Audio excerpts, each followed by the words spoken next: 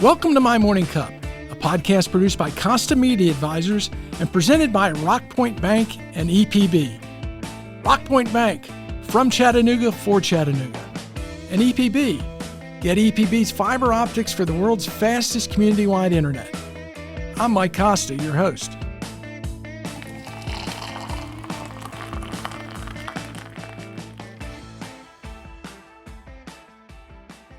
My guest this week is Janet Rehberg.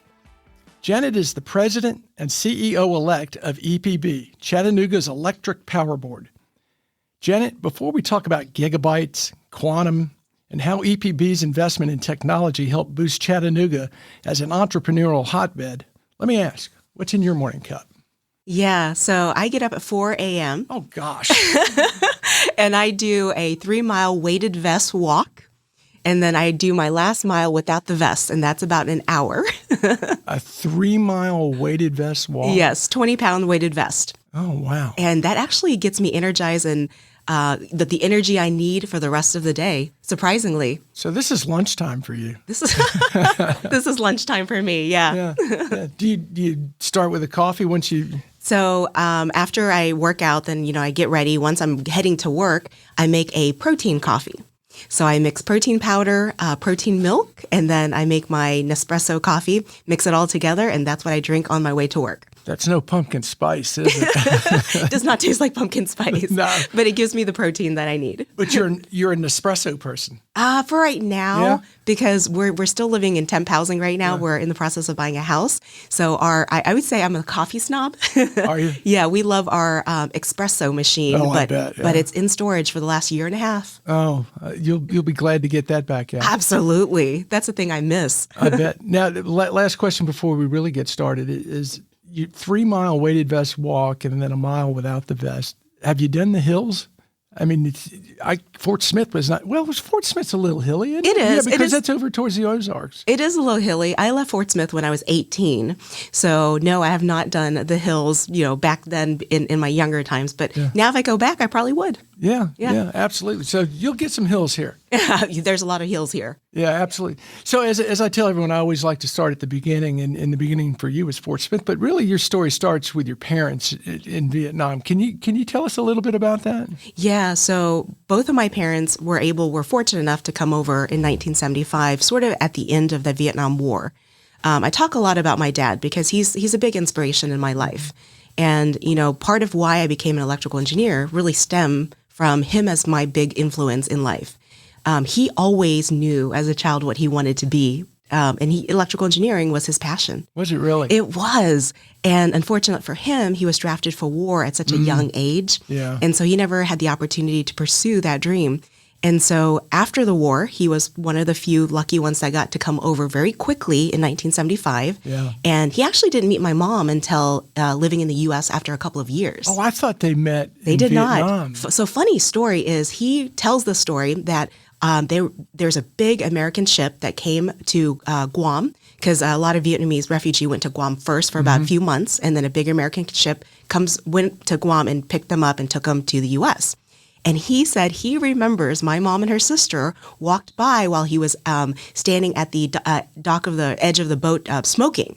And he's like, I remember this pretty lady walking by. And my mom's like, whatever. So he already scoped her out. He did. And 2 years later, he found her and pursued her and married her. They just happened both to be resettled to Fort Smith? No. So my dad actually was dropped off somewhere closer to New York, like New Jersey, New York area. And he lived there for about 2 years before he made his way down to Arkansas.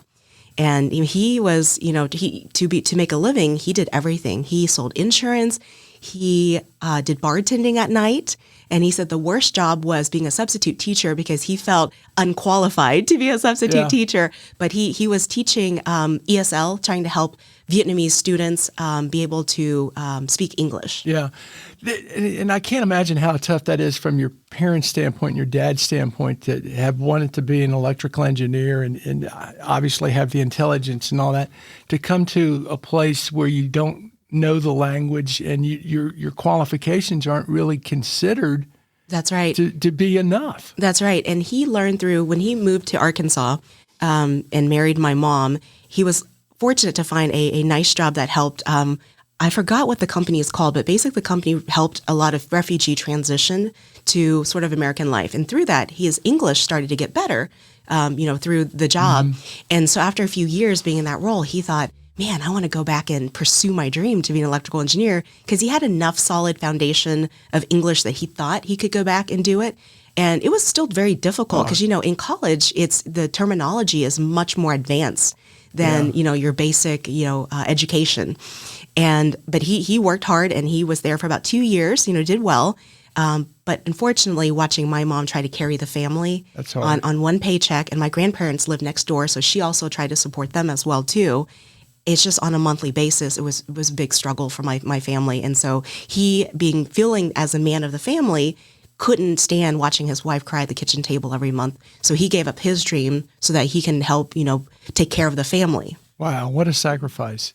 So your parents, your mom came over with her family. She did. And they were settled in Fort Smith. They were. She had 8 brothers and sisters. Wow. Yeah, and all of them were able to come with her parents. So the whole family was there. Whereas my dad, he came by himself, and he actually didn't want his family to know that he was still alive, because he was afraid that him leaving the country might be considered a traitor, and that he wasn't sure how his family's going to get treated in Vietnam. So in 1992, that was the first time my parents took me back to Vietnam. And my grandmother, for the first time meeting my grandmother and my grandfather on my dad's side, my grandmother took me out to where my dad's tombstone was, because they thought he was dead for several years before he was able to send that first letter to them to let them know that he was still alive. Seeing that's got to make you feel in some kind of way. It was crazy to see, like, my dad is, at that point, he was probably in his 40s, late 40s. And you're standing here's next a tombstone. to him? Yes, his tombstone right there. Yeah, it was the weirdest thing. So my dad's still around today, so very fortunate for that. That is very fortunate. Now, you're an only child? I'm an only child. But if your mom's family came over with eight brothers and sisters, you obviously have a lot of cousins, I'm sure? I do. On my mom's side, I have 16 cousins. Wow. Yeah, the majority are females. So we had, even though I never had siblings, I felt like I had a bunch of sisters growing up, because we were all really, really close. Now, I understand why Fort Smith, because that's where the base was, and they were resettling quite a bit. You said your dad went New York, New Jersey. What drove him or led him to say, I want to go to Fort Smith? Good question. That's a really good question.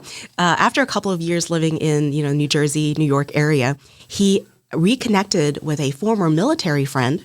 And it was over the holidays. I think it was Thanksgiving or Christmas.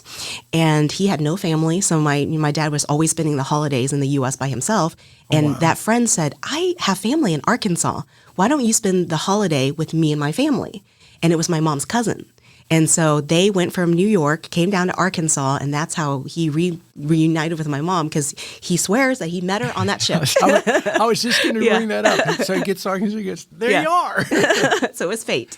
So you grew up as an only child. Obviously, your parents sacrificed everything, and your aunts and uncles and your grandparents too. Talk a little bit about growing up in Fort Smith, what that was like. Obviously, you're in a community of Vietnamese refugees, but also you're born into the United States, but your aunts and uncles and your parents are being resettled. Yeah. So, Arkansas is, sort of part of what they call Bible Belt area. Oh, yeah. And so a lot of Vietnamese refugee, how they got acclimated to basically the American life is a lot of churches came through the camp and helped sponsor different families to help acclimate them to the life. And so my mom's side of the family, she had 8 brothers and sister, and each one of them actually have a different Christian religion, because they felt so thankful that all of these churches were so kind to come and help them, that they converted from, most Vietnamese at the time were, a lot of them were Buddhism. And so they converted over to Christianity. And so I have cousins who are Catholics to Baptists to Lutheran, Methodist, whichever church helped that particular family, they converted to that religion. That's really interesting. I never thought of it like that. So what would you do for fun growing up? What did I do for fun? First off, we didn't have a lot of money. So it's funny now because, I think with this generation, a lot of people don't play outside. Right. They're stuck indoors, on the computer or on TV, playing video games. I remember my childhood with a lot of my cousins. We all lived pretty close to each other. We played outside quite a bit, and the creativity when you don't depend on technology is you become very creative on pretending that you are doctors or engineers. And so you build things and you create medication out of grass and flowers. And so I just remember my childhood was just this beautiful scenery of being outside and pretending that we were different professions and using nature as part of that creativity of being part of, creating inventions of helping each other through that profession. And Fort Smith's a pretty area. It's beautiful. Similar to Chattanooga in terms of the rolling hills and the mountains. I'm curious about playing outside and choosing professions because I know at some point you had a dream to be a broadcast anchor. That's true. That's right. I've always wanted to be a national news anchor because Connie Chung was the only female Asian role model on TV at the time. So growing up, I thought, man, I really want to be her. And so if you notice, a lot of, I don't have the Southern accent, is I try to keep my American accent very neutral because I thought as a child that if I want to be her, I have to sound like her. Mm-hmm. Were you able to play that with your cousins or? Not so much because in the Asian family, conservative Asian family, they always want us to be a doctor or an engineer. Yeah. So I think when we even, playing, we always pretended that we were doctors trying to, diagnose each other, pretend to help each other through wounds and sickness, or engineers were building things. We take sticks and things and build little arches and homes. And so I think we were, from our parents' influence, we were still kind of going down the path without knowing either medical or engineering. And all of my cousins have either chosen one of those paths. Do they really? They did. Yeah. I also know that you played is it viola? The viola, yeah. Yeah.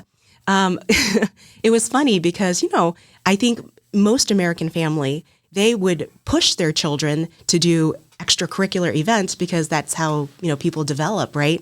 In my family, they felt that nothing should deter you from just textbook school because you should go to school, get straight A's, graduate, get a job. So they never encouraged me to do extracurricular. So I begged to do something in music. I used to want to learn how to play the piano, but I knew we couldn't afford that. And so when, I think it was in 5th and 6th grade where they allowed, public schools allow students to kind of test different instruments and the school would provide the instrument and you can be part of an orchestra or a band. I begged my mom and I said, please let me be part of this. And so she took me to it and I tried different instrument and I just fell in love with the viola. And in listening to you, did you find that, because I'm sensing your personality is much more outgoing than a lot, was that unusual for your cousins and yourself? Or you? I think that's a very good point. I like to push the envelope. I like to try new things. And that's typically not for an Asian female because we are taught to be more reserved, more conservative. So I don't know what it is. And maybe because my dad has always wanted a girl because he felt that a girl can do anything that a boy can do. And he always had the mindset of more of a modern mindset versus the traditional. Right. Because most family wants the boy to carry the name. Right. And my dad was the opposite. He's like, I want a girl because I think she can do whatever she can put her mind to. So I always had that motivation also from my dad is to try anything that I wanted to try to do. And gender doesn't matter.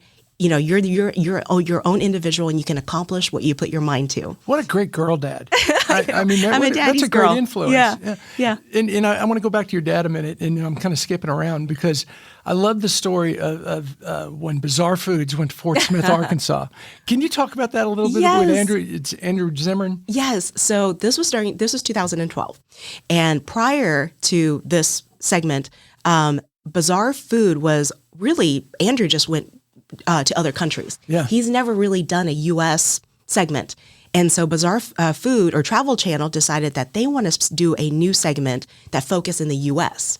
And one of the first episodes that they wanted to focus in is in the Ozarks of Arkansas. And so they actually reached out to a travel agency in Fort Smith, or actually in kind of the Ozark area. And they said, hey, can you give us a list of about 50 things that's unique about this area? And somehow that travel agency, one of the things they put in there is this man's fishing device. That's how that got started. And so Travel Channel, I remember that travel agency called me and they said, we gave him a bunch of things, and I'm not sure why, but your dad's story is the one that they are most interested in. That's great. So Travel Channel called me because my dad's English isn't that good. So they said, hey, we heard about this. We want to see if we can come out, meet your dad, do some B-roll filming with this device, and we'll pitch it to the network and see where it goes. So they came out, they filmed with him, and things went silent for months. So I forgot about it. Out of the blue one day, I get a call, and they said, hey, this is Travel Channel. We pitched it to the network. The network loves it, and we want to do an episode with your dad on bizarre food. Oh, that's so cool. So that's how the whole thing got started. And what was the device? Okay, so he always loved to be an engineer, so he has a very innovative mind. So he loves fishing, but the older he's gotten, he realized he can't cast bait as far. So he's like, what can I do to help me cast bait? Because in his mind, he knows where the fish is at, and it's deep out in the water. And so he took apart my mom's wheelbarrow and rigged it with motors and batteries and through trial and error, because, you're trying to balance all these heavy objects on water. So after, several tries, he got it to work. And it's able to take his line, which has three, I think his line will have like three baits on it. It goes all the way out in the water where he wants it, drops it, and the boat comes back to him. So it's robotic. Yes, it's battery operated robotics. Yeah. So he's just steering it into the deep part of the lake, and fish are chomping on. Yeah, and it's the ugliest looking thing, but it works. And somehow people see it, and the rumor started spreading about him, and that's how Travel Channel caught wind of it. Oh, what a cool thing! And because I'm a Food Network junkie. Okay, me too. I watch it, and I remember that episode. I know you can look at it or watch it today on YouTube. You can. It actually was aired April 1st, 2013. So it was filmed in late 2012, and then it was aired a few months after that. Your dad sounds like an extremely optimistic, forward-looking person. He is. I would say he's the kind of person that always sees the glass half full. Yeah. There's lots of times in his life, he's a great storyteller. I love to just sit and listen to him tell stories. And he tells me about things that happened in his life, especially during the war, where he's close to death many times. And he still tells those stories in a very humorous, lighthearted way. Really? So he never sees it as a challenge in his life, but something that he has overcome and how that has made him stronger, but in a very kind of humor way. And so I always grew up with that kind of mindset of, challenging things and looking at things on the brighter side because of him. And taking those lessons you learned from those tough things and applying them moving forward. Let's go back a little bit to you're in high school, just thinking about college. Being a national anchor is probably not in the cards just because of tradition and legacy. Right. So what do you do? Go through your high school years and then how you end up, which university you end up at. Yeah. So in high school, when it was probably around my junior year, because at that point, now you have to go visit colleges. You have to sort of declare what path you want to do. And I knew my parents are adamant about engineering or medical, and I'm terrified of blood, so I knew medical was not in my path.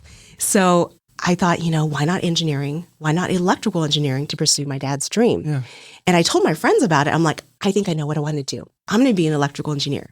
And they laughed at me because they said, you're never going to make it as an engineer. You don't look like an engineer. You don't talk like an engineer. You don't sound like it. You don't even dress like an engineer. You actually comb your hair. Like literally, that's what they said to me. And there's a certain stereotype of what an engineer is supposed to be. Yeah. And my personality, growing up with my dad, always challenging me to, break through barriers, is when you tell me I can't do something, I'm going to do it. Right. And I'm going to do it better than you can imagine. Yeah. Yeah. So you decided to go to where? The University of Tulsa, was it? Yes. I went to UW. I had the option to, stay in Arkansas, go to University of Arkansas, where a lot of my friends were.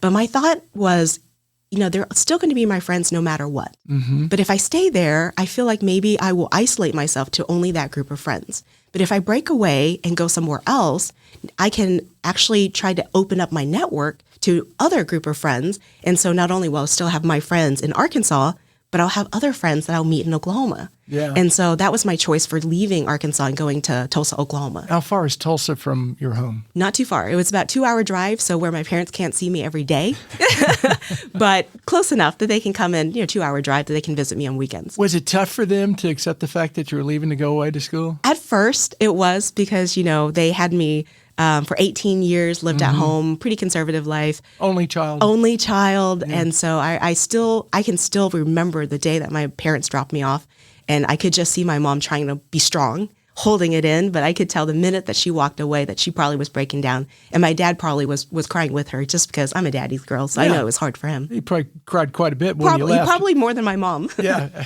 absolutely. So you get to Tulsa and you're pursuing electrical engineering. What was the most surprising thing for you? Because as your friend said, you're not an engineer. Was it tougher than you thought it would be? I felt like I had to work harder than everybody else. And part of that, I think, is during my generation, the gender side of it is girls typically kind of grow up more on a more feminine track. For instance, girls play with dolls, and we would do in school, a lot of times you do more home ec, you do kind of that path, right? Not a lot of times or people didn't encourage women to go into taking robotics as extracurricular or working on cars. Whereas boys growing up, a lot of times they're more hands-on with their dad. They work on cars. Computer was a big thing, starting to get into that. They started to tinker with electronics. So I felt like I didn't have some of those basic fundamentals going into college, but it didn't stop me from learning and working harder. And my peers, so when I started University of Tulsa, it's a private college. So there was, in my class, there was 50 people and only 3 women. And wow. Yeah. And, some of those guys, after a couple of years, even being in the class with them, they're like, are you an electrical engineer? And I said, yeah. What did you think I was? And they're like, well, we thought you were nursing majors. And I'm like, why would you think that? And they're like, well, we thought you were just kind of trying to go into the engineering school, getting some of the basics so you can get an MRS degree. Oh, wow. Yeah. How insulting, huh? Right? And what's even worse is, there's still barriers for women. I remember there was an internship. There was 2 positions that were open and 10 of us applied for it. And 2 women, me and another female, and the rest were guys. We went through the interview. When we got back to, after the interview, we got back to, kind of our normal setting of class. We were talking about the interview, and me and the girl said, how did you solve that circuit? And the guys that were part of the interview said, what circuit? So they did not even ask those guys during the interview how to solve a circuit, but they asked the 2 females to solve the circuit. Wow. Yeah. And neither one of us was chosen for that internship, which in hindsight is probably a good thing. Yeah. Yeah. Were you able to not pursue, but do anything in the communications field since you had such an interest in it in college? Did you do anything to kind of feed that? Yeah. So I took a lot of my electives because, engineering path, you have electives you have to take. I choose it around communication. Yeah. And one of it was public speaking. And I remember the teacher, she was tough. I mean, she made people cry in class all the time. She was public just speaking? For public speaking. I mean, I think people say public speaking is either a person's number 1 or number 2 fear. And so it's already hard for most people. Right behind death. Right, exactly. And the fact that she was so tough, it was just very challenging for a lot of people in class. And I remember that my last presentation was, she said you could choose, to do a toast, you could do like a graduation ceremony speech, you can choose one of those style where it's a shorter type style speech. And I remember after I gave my speech, she paused and she said, there's something about you. I don't know what it is, but you have this gift that when you talk, people want to listen. And she said, you need to hone in on that and utilize that. And because she's such a tough teacher, I really took it to heart that, when you're someone that doesn't give out compliments very easily, it means more. It means a lot to me that she said that to me. Well, and I don't want to divert on this, but she's dead on. If I were still hiring news anchors, I'd be would hiring you hire me? Yes, I would. Oh, absolutely. Yes. Absolutely, because you're very natural. Oh, thank you. And that's thank very you. But I do want to kind of finish up where your academic career took you and then get into your first job. So you go through Tulsa, you get your electrical engineering degree. What do you do for your master's, or how does all that come about? Yeah. So as I'm wrapping up my bachelor's degree, I worked with a professor who really believed in me, and he said, I can try to get you full scholarship to get your master's of electrical engineering. He's like, I can make this happen. So I thought in my mind that I'm going to graduate and go straight into getting my master's of electrical engineering. And I got everything in line. And during that summer before I went into my master's, I was like, well, I need to make some money. Yeah. So I applied for an internship for a utility, and I didn't know much about utility space at all during that time. And I was going to be their intern for 3 months. And after the end of that 3 months, I thought I'm going to go back to college. Well, they offered me a full-time position. And they even said, if you take this job, we'll help pay for your master's. Oh, even better. Even better. Yeah. Now I get paid, I get a job, and they're paying for my master's. But I did change my degree over to MBA versus doing electrical engineering. And that's probably one thing that if I could change it, I should have probably pursued electrical engineering first and then do MBA later. But that launched you on the path where you are now It does. working in public utilities. And what I found interesting is the way you separated out the different types of public utilities and how you spent time in each one. Just walk through those so everyone gets an understanding of your background. Yeah, so my first 10 years of my career was working for a large investor in utility. And I had the opportunity to start with them in Oklahoma, but a couple of years after that, they moved me to headquarters in Ohio. And define investor utility. Yeah, so investor in utility is a utility that is for profit. And so most of the time, everything is about making sure the shareholders gets paid. And so it was a very large investor in utility in 11 states, headquarters in Ohio. And so about 8 years of my career was in Ohio, 2 was in Oklahoma. It was a great learning experience because at the time, the company was vertically integrated. And what that means is that company did generation. They had their own power plant. They had transmission. Were able to take that generation to transmit it down to the distribution level. So they were all 3 companies in one. Mm-hmm. And so I had a great learning opportunity to be able to see kind of those 3 different areas. Well, about 10 years into the job, I felt like my heart just wasn't there because everything that they did was all around profit. And my heart felt like I want to be more for the community. So I actually started looking for, other opportunities in the nonprofit sector. I started looking at American Cancer Society, Big Brother, Big Sister, United Way.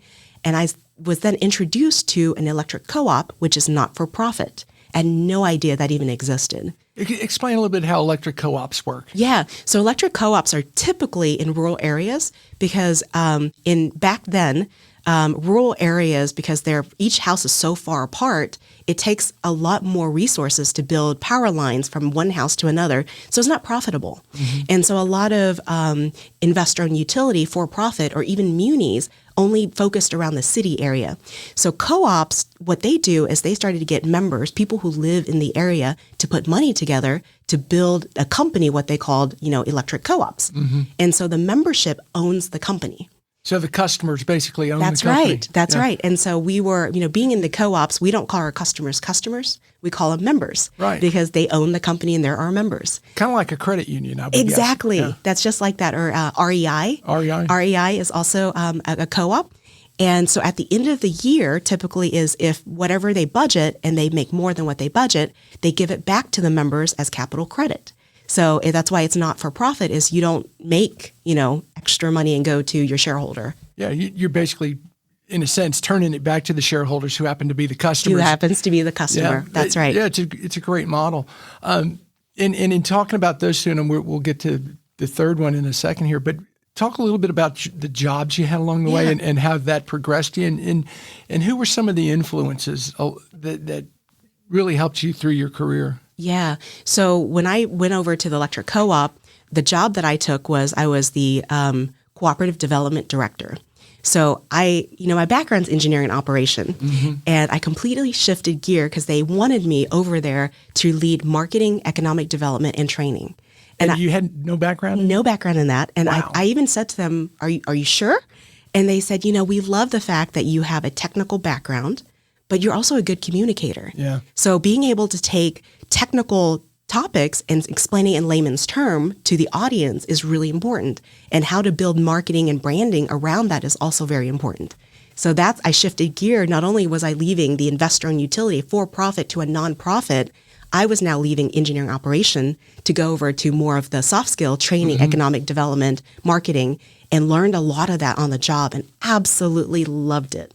It's so interesting you say that because I had a chief engineer when I was in television who I loved because he could explain everything to me like I was in the 5th grade. Yeah, because as someone who came up through sales and through administration, you were at the mercy of your engineer coming in going, I'm going to need $25,000 because the defunculator's down. What does that defunculator mean? do? Well, it keeps us on the air. Okay, here's $25,000. And, you never know. Yeah. But that is such a critical skill of being able to, rather than just talking technical. Mm-hmm. Yeah, so I started over there in Ohio, and I was there for about 6 years. During that time, there's a national organization called NRECA that oversees the 900 co-ops across the U.S. And very early on in my career with the co-ops, I got connected with them, and they wanted me to be their national spokesperson. So I was their MC at annual meeting once a year. Oh, very cool. So that kind of helped satisfy my news anchor area a little bit. Yeah. So I got to MC over 10 to 20,000 people a year.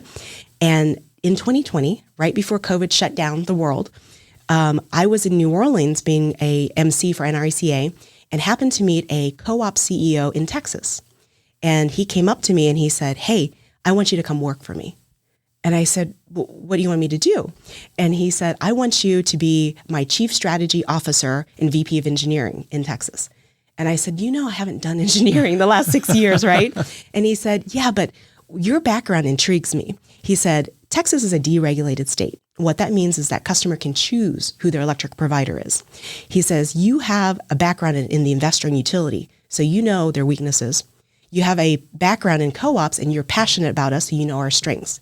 What's happening is we are losing our load left and right to investor and utility, large investor and utility in the state of Texas. I need you to come help me win some load." So when he says we're losing our load to the investor utilities, so I'm in rural Texas and I can choose where I want to buy my power. Yep. Why wouldn't I choose co-op over investor? Was it cheaper? Usually it's the developers for new subdivision will choose. Gotcha. Yep. Or businesses. And the bigger one is businesses because they usually have the larger load. And so there were a lot of, Texas is a growing state. Oh, yeah. And we had, what's unique about this company in Texas is that they represent not just rural area, they also represent urban and suburban as well as rural. So they represented kind of all three sector. So there were Fortune 500 companies that were coming in some of those territory that they were trying to win load. Mm-hmm. But the company is like, "Oh, you're a podunk little co-op. Why would we choose you over investor and, a large investor in utility?" And he said, "That's not true. We're a large co-op in Texas. We need to change that perception." What did that role do for you, or what did you learn from it? I learned a lot in the last 4 years there. But it was very exciting because with electric co-ops, because they're smaller, we're faster to move. And so I remember about 4 months into the job, I was connected with a company from Australia. They came, this will be their first operation in the U.S., and they chose kind of the Fort Worth area to bring in their operation. And they originally had conversation with the investor and utility. And when I was introduced to them, I was trying to sell to them why co-ops were better. And we ended up, after 3 or 4 months of negotiation, I remember the day that he called me up and he said, "Hey, can I meet you at your office?" And I said, "Yeah." And we shook hands that day and he said, "I'm going with the co-op." And he's like, "The reason I'm going with the co-op is that you guys were very fast to respond. And the smaller community feel type company is how they model Australia companies after." And so showing them the strength of the co-ops being much more quicker to respond, very community-oriented, very family-oriented. They had that comfort in feeling like working with a company that's more similar to Australia. And that makes sense. And that's pretty true across all businesses anymore, that having that localness, that local feel, that personal contact, because we've had so much consolidation and mergers that it just becomes a number on a spreadsheet as opposed to That's right. These are our members. The other thing I learned a lot in Texas is pretty early into my role in Texas, Winter Storm Uri hit. Yeah, I was going to bring that up. Yeah, Winter Storm Uri devastated the state of Texas, and we were about 4 minutes away from a complete state blackout. Oh. Yeah, it was bad because, Texas is known for its summer peaks. So they are not prepared for a winter, winter peak. And so during that time, and this was February of 2021, they were a big renewable state. So a lot of wind turbines were frozen shut. Solar panels had a lot of snow covering it. It couldn't generate. And even natural gas pipelines were frozen shut. So they didn't have enough generation for about 50% of their load. So all these generators were working extra hard to try to generate for the load that they had. And so the frequency level was starting to drop. And in the state of Texas, they have ERCOT might be the name that people might hear. They're what they call a regional transmission operator. So they are like air traffic controllers. They don't own any generation, but they direct the flow of energy for the state of Texas. And because Texas is on its own grid, which a lot of people hear about, when there's problems, you can't connect to other states to get other generation, right? So they're not borrowing energy from Arkansas or... They can't. They're not connected to them. So basically, ERCOT was seeing how the frequency was starting to drop. And in the state of Texas, if it's dropped to a certain level, all generators will have to shut down to protect the assets. And if all generators in the state of Texas shut down, it might have taken us months and years to recover from that type of situation. Yeah. So what ERCOT did was calling rolling outages for all utility. So our utility, we had to do an hour on, hour off, hour on, hour off for 4 days, Mike. It was very, very tough for a lot of customers. Yeah, I bet. And the price of energy typically around winter is maybe around $70 to $75 per megawatt hour because it's an energy market. It was $9,000 per megawatt hour. So there were companies that went into bankruptcy after that week. So I couldn't imagine. And customers' bill were in the thousands of dollars for that that month. So it was a very interesting time. And what we learned from it is to be more resilient coming out of it. Our generation provider went into bankruptcy. So our generation provider is a company that generate power, kind of like a TVA. Mm-hmm. And they could not afford, their 1 week's power bill was equivalent to 1 year's power bill. So they had to go into bankruptcy. And so they can no longer provide generation. So we had to figure out, how do we buy generation on the market? How do we sell generation? How do we build our own generation? What do we do with the power supply team? So we had to quickly adapt and be resilient on trying to learn how to do all that ourselves. And how did you turn it around so quick? I mean, were you able to do that? Yeah, so we had to do something. Yeah. So we engaged consultants to kind of help us get through the hump for a period of time, and through that we network. The co-ops. The thing that's great about them is they call it the power of the co-ops. Is we always try to work together. So one of the things that we did when the generation company went out of business, they had to sell their generation assets. So there was 13 co-ops that got together that said, hey, which one's profitable that we can come in together and purchase and try to run so that we have some kind of generation for our customers and still have a revenue that comes out of that. So we actually ended up coming together and buying a hydro plant from that generation company that they sold that. And I would imagine at this time, particularly during Uri and rolling blackouts and everything, the public is obviously, you need someone to be able to explain it. Did you have a role in public facing that you were put out there to say, okay, here's what we're doing? Yeah. So we, during the winter storm, we try to do Facebook Live to keep people aware of what was happening. We're trying to be transparent about things that were happening. We even started a Facebook group for our legislators, only the legislative staffs, that we would update them. Good idea. Yeah, on a daily basis so that they know they can let their legislators know to keep that going. So we actually did a whole private Facebook page just for that. And then we would update our membership on a reoccurring level pretty frequently to let them know what was happening. So it sounds like you're at the co-op. You're in a great spot. You're doing what you love. You're working in the type of industry, portion of the industry that you like, being the co-op. You're getting some of the communications fed. And you end up coming to Chattanooga. I know, right? How does all that come about?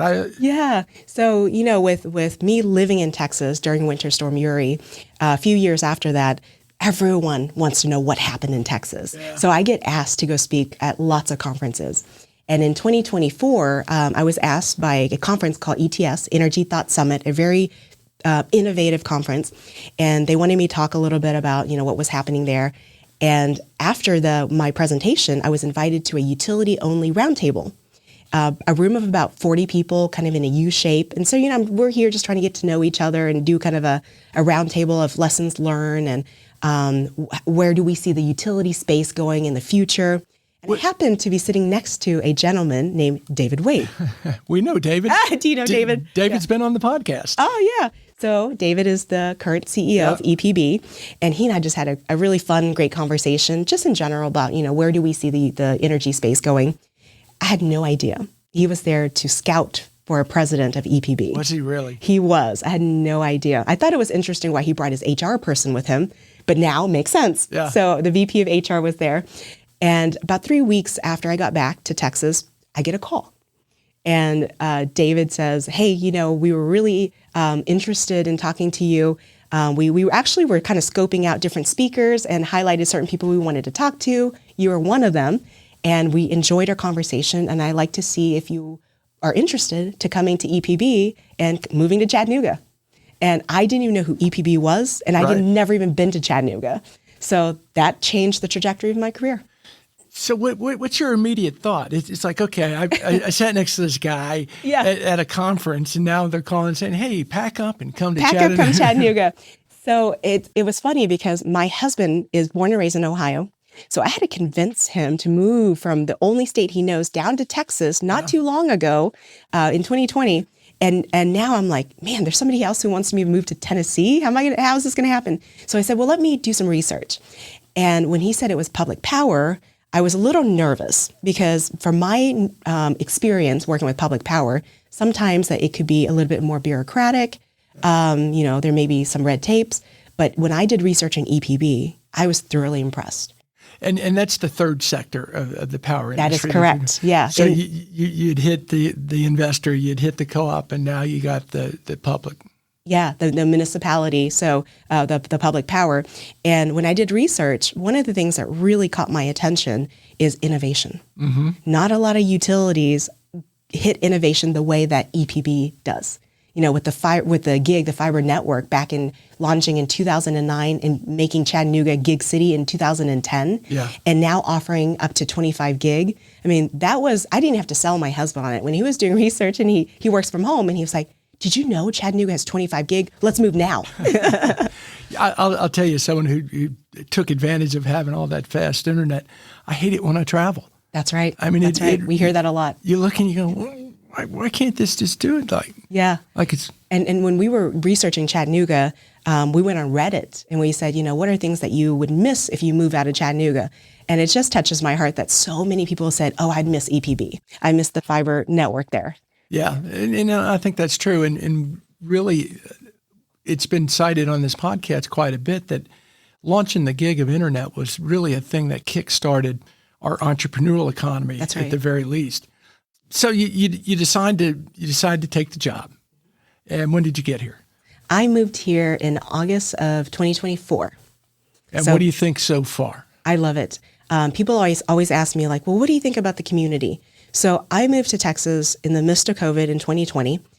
So I've only been in Texas for 4 years. And that's a hard time to meet people. That was a hard time to meet people. Yeah. But once things opened up, quite a bit, what I found is that, Texas is very proud of being Texan, which is great. But they're also very skeptical of outsiders. And so I felt the community was always like, well, prove to us why you belong. Whereas in Chattanooga was total opposite.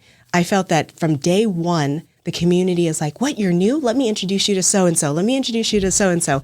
It's a very warm, welcoming, embracing type of culture here in Chattanooga. That's so good to hear you say that. And we've talked about this a bit on this podcast. What I've found and other transplants have found is exactly what you're saying, very welcoming, very open. And I think it really exists from the standpoint of if you come in and people perceive you as willing to work and roll up your sleeves and join the effort, it's, hey, the water's warm. That's right. Come on in.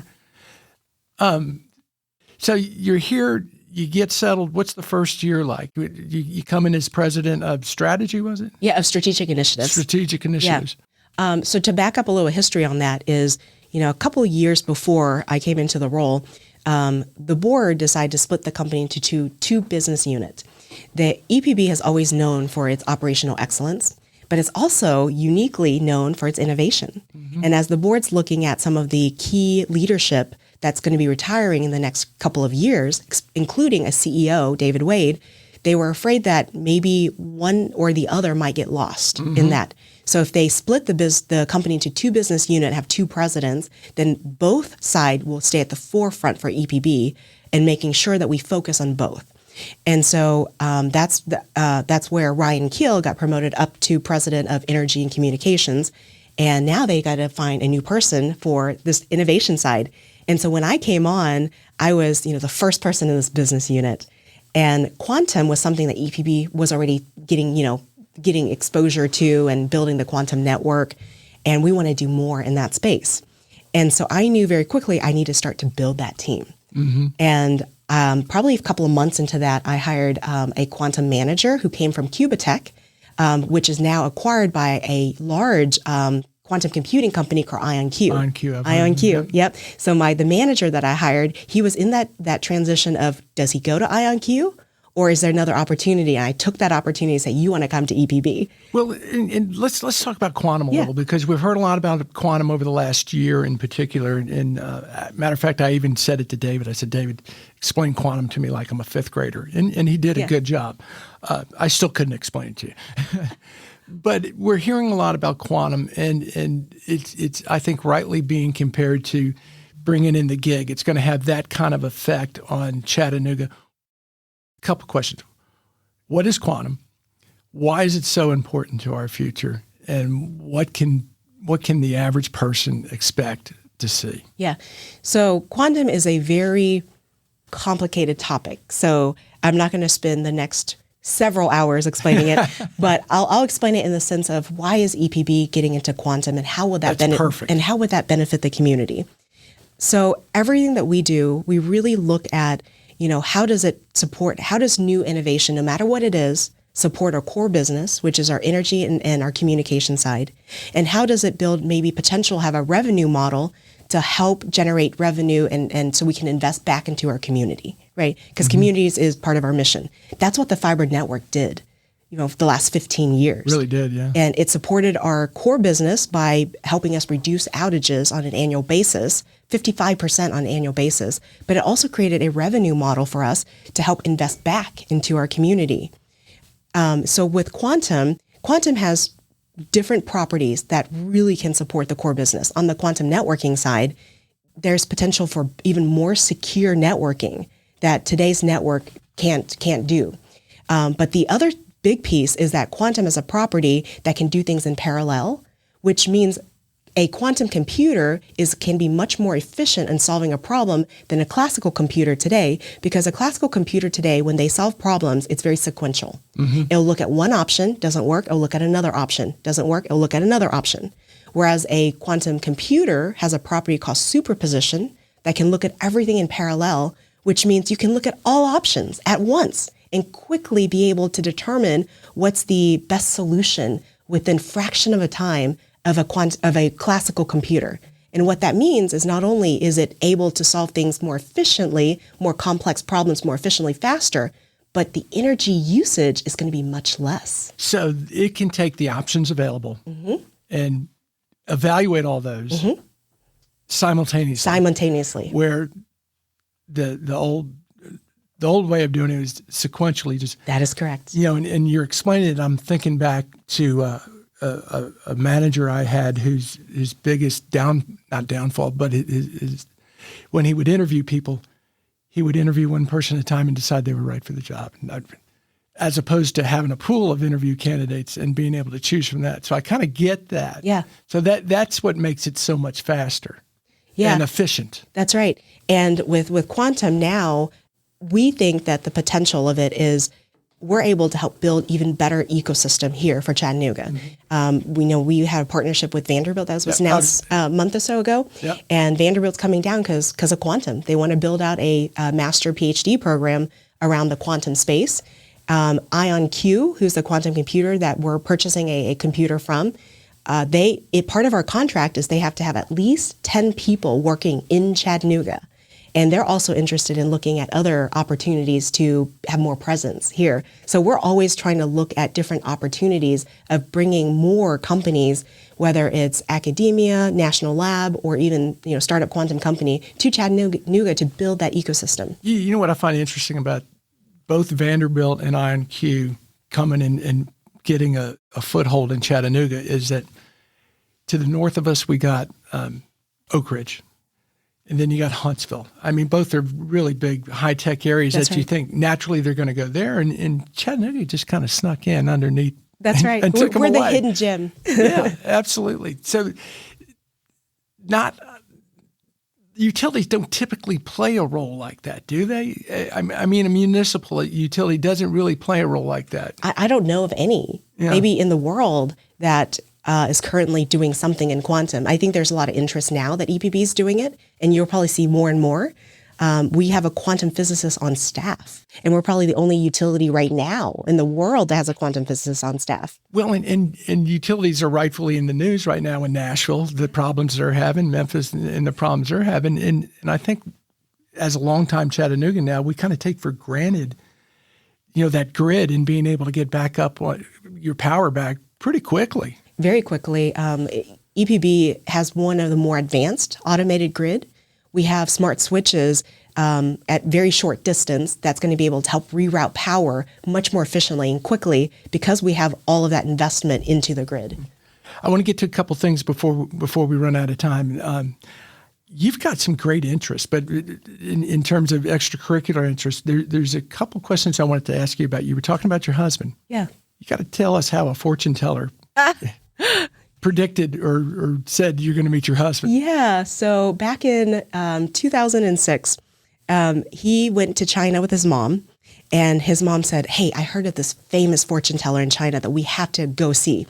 And he told me that he remembered that they woke up at like 4:00 in the morning. And when they arrived at this place, the line wrapped around the building like 3 times. And after several hours of waiting in line to see this fortune teller, they go in. And what's unique about this fortune teller is he had all these little birds in cages.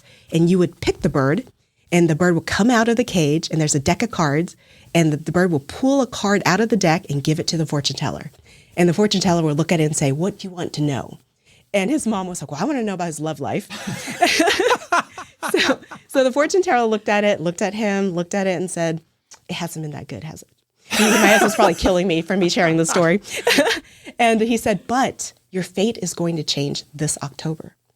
And I just moved to Ohio at the end of August of that year. And I don't know anybody when I moved. So I signed up for everything I could in the community. So one of the things I did was I signed up for the breast cancer walk because it was around October.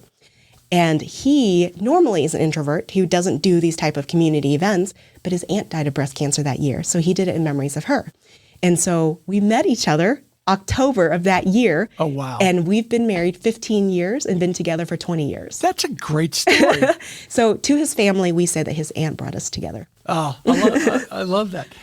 Now that you're here, what are some of the things that you want to do extracurricular-wise outside of EPB, get involved in the community? What have you been here long enough to have your eye on a couple of things? Is there anything in particular? Yeah, so I've engaged on a board, a couple of boards. I'm on the Hunter Museum board, and it's been a very fun experience on that. As far as other extracurricular, I hear hiking is amazing here. Yeah. And I like to do more of the outdoors and I want to be the tourist of Chattanooga and hit up all of the different things that tourists would do. So then I would know kind of what's the ins and outs of what these things are. So before I get to the last question, I do want to remind our listeners who makes my morning cup possible. And it is a big thank you to our presenting sponsors, EPB and Rockpoint Bank. EPB, get EPB fiber optics for the world's fastest community-wide internet. And Rockpoint Bank, your local banking partner, your business, your bank, your future. Janet, I really appreciate you being here. I do have one last question for you, but I'd be remiss if I didn't say that you're going to fit in just well, just perfectly. You have a very joining attitude, and I think that's going to serve very well. Thank you. And all of your experiences in your life, in particular parents' influence and that experience of coming to this country as refugees, has given you a perspective. So with that perspective in mind, what would you tell that 25-year-old self is important for a happy life? I think I would just say, don't let distraction get in the way and keep focus on what you want to do, because there's always light at the end of the tunnel, and be able to just pursue what you put your mind to. One of my favorite quote, Mike, is by a Chinese philosopher, Lao Tzu, is a journey of 1,000 miles begin with a single step. Oh yeah, I love that too. And that's such good advice, because my sense on you is you're someone that lives in the present. I do. You're not looking back on the past and saying, should have done this, should have done that. And you're not consumed with what's going to happen tomorrow. Yeah. And making the most of that. And the advice you give, we had another guest sum it up in much the same way. It's going to be okay. It's all going to work out. It's all going to be okay. Well, this was a lot of fun and fascinating, and I love your story, and I appreciate you so much taking the time to come talk to us. Well, thank you again for the opportunity.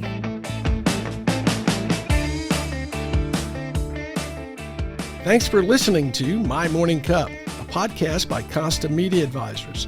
If you liked this episode, please share it with a friend. I release a new episode each week, so be sure to subscribe on Spotify, Apple, Google, or wherever you listen to podcasts.